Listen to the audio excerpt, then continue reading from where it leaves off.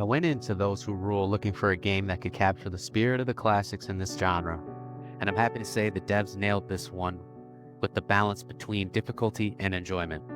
This is absolutely a title that honors its predecessors by not dumbing things down, and instead challenging you to think carefully about every move. One of the standout elements in this game is the grid weight mechanic, which adds a surprisingly fresh wrinkle to the tactical gameplay. Sounds simple on paper, but in practice it opens up a ton of strategic considerations. Do you push harder into enemy lines, or do you delay a unit to control initiative from the enemy? It led me to some nail-biting fights where timing was everything. I ran my entire playthrough on the hardest difficulty with permadeath enabled. I definitely had to replay chapters here and there, mostly due to silly positioning mistakes, but that's my fault.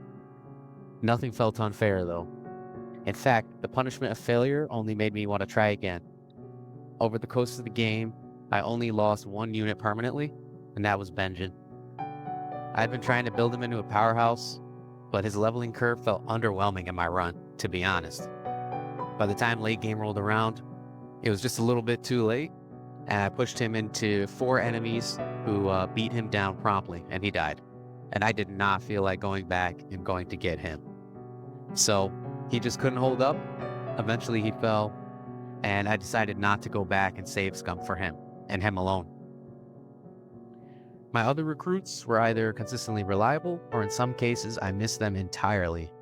And that's another thing new players should know.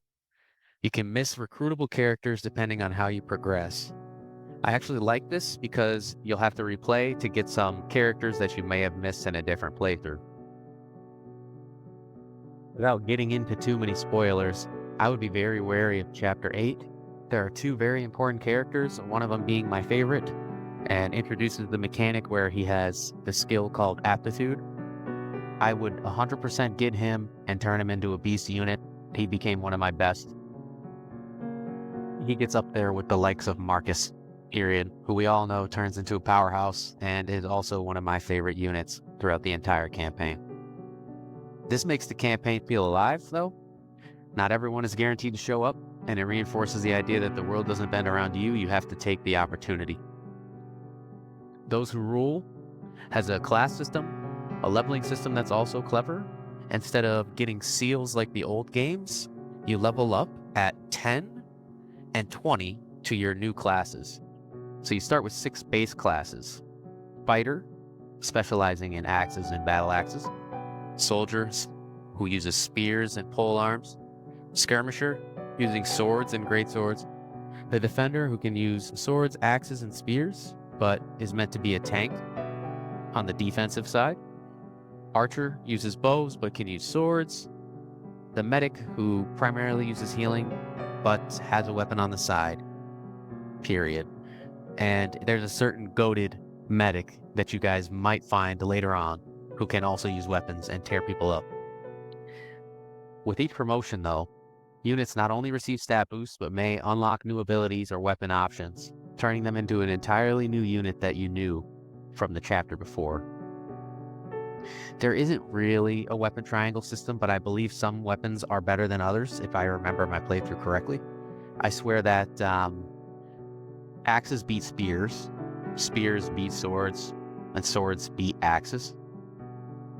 I believe that is confirmed. I haven't played it in a while, but they did not go over the proficiency system or weapon triangle when you play the game. They just assume that you know.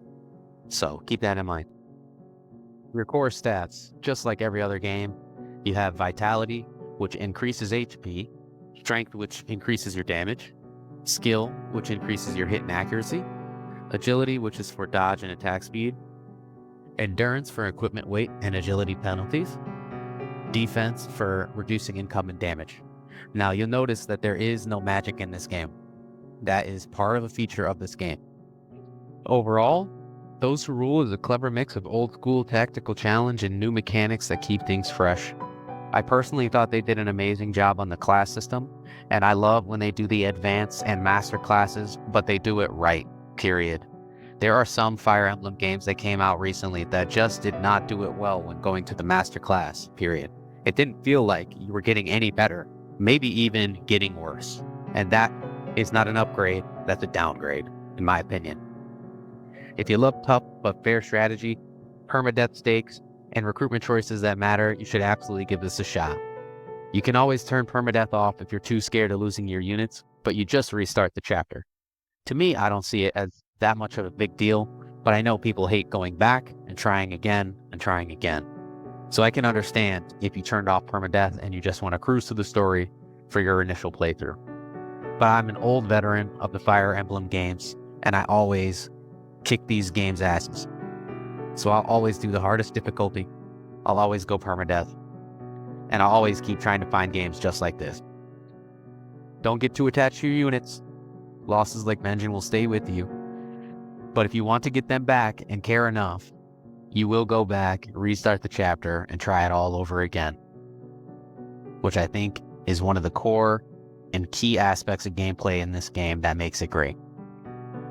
So I would highly recommend the game.